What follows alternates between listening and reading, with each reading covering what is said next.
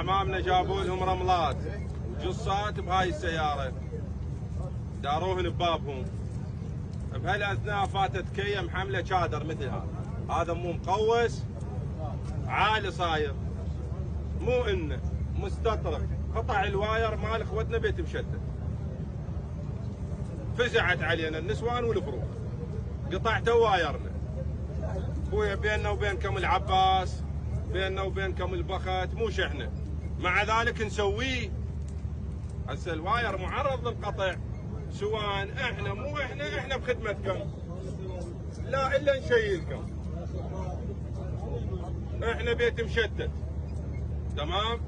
احنا بيت فلان، هيك من ابهاتكم، هيك من كذا. اولادنا عقال واهل دين، قالوا لهم عمي احنا ترى محمد اخواننا، احنا امنا علياويه. صحيح.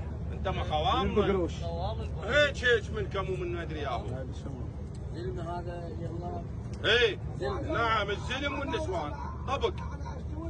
سيدنا العزيز، انا هاي طريقتي سيد، اذا ما احكي الذنب ما احكي الذنب، اذا ما احكي الذنب وراوي الرئيس العشيره هاي العائله ايش سوت ويانا ما راح ارضى.